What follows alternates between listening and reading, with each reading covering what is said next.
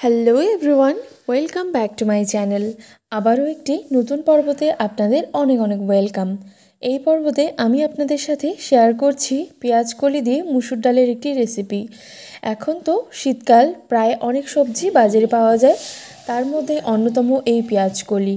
পেঁয়াজকলি দিয়ে মুসুর ডালের একটি সাধারণ রেসিপি আপনাদের সাথে শেয়ার করেছি। তার জন্য এখানে আমি মুসুর ডাল নিয়েছি আর এই দিকে পেঁয়াজকলি নিয়েছি। পেঁয়াজকলিগুলোকে ঠিক এইভাবে করে আমি কেটে নিচ্ছি। পেঁয়াজকলি দিয়ে যে কোনো রেসিপি খেতেই কিন্তু বেশ ভালো লাগে।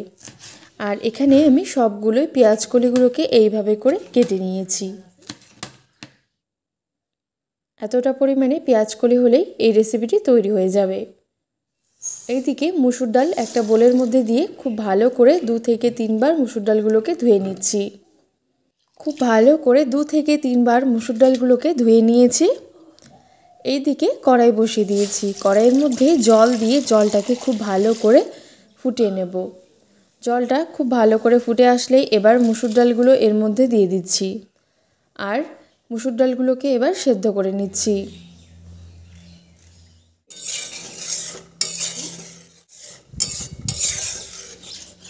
পেঁয়াজকলি দিয়ে এই মুসুর ডালের রেসিপিটি খেতে কিন্তু একদম দুর্দান্ত লাগে।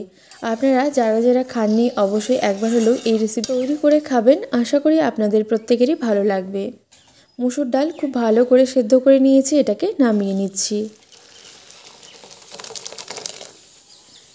এবার ডাল ঘাটনি দিয়ে এটাকে আমি ঘেটে নিয়েছি আর এটাকে চাপা দিয়ে রেখে দিচ্ছি।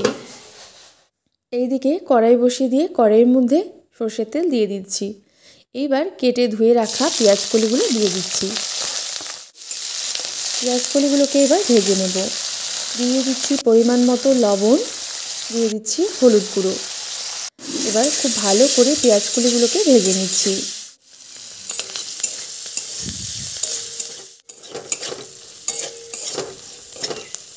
খুব ভালো করে পেঁয়াজকলিগুলোকে আমি ভেজে নিয়েছি। এবার এগুলোকে নামিয়ে নিচ্ছি। একই কড়াইয়ে একই তেলের মধ্যে দিয়ে দিচ্ছি ফোড়নে গোটা জিরে, তেজপাতা, দিয়ে দিচ্ছি 3টে শুকনো লঙ্কা। এইবার ফোড়নটাকে কয়েক সেকেন্ড নাড়াচাড়া করে নিচ্ছি। সেদ্ধ করা মুসুর ডাল এর মধ্যে এবার ছেঁকে দিচ্ছি। এরপর দিয়ে দিচ্ছি ভেজে রাখা পেঁয়াজকলিগুলো। খুব ভালো করে একটু নাড়াচাড়া করে নিচ্ছি। দিয়ে দিচ্ছি পরিমাণ মতো লবণ। যেহেতু পেঁয়াজকলিগুলো ভাজার সময় আমি লবণ দিয়েছিলাম, সেই কারণে এখানে একটু লবণটা বুঝে ব্যবহার করবেন।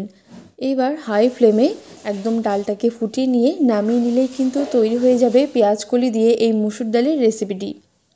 গরম গরম ভাতের সাথে কিন্তু এই রেসিপিটি খেতে একদম দুর্দান্ত লাগে। মুসুর ডাল দিয়ে পেঁয়াজকলির এই রেসিপিটি একবার হলেও বানিয়ে খাবেন। আশা করি আপনাদের প্রত্যেকেরই ভালো লাগবে। তো আশা করব আমার আজকের এই পর্বটি আপনাদের ভালো লেগেছে। ভালো লেগে থাকলে ভিডিওটিতে একটি লাইক, শেয়ার এবং চ্যানেলটিকে সাবস্ক্রাইব করে রেখে এগিয়ে নিয়ে যেতে সাহায্য করবেন।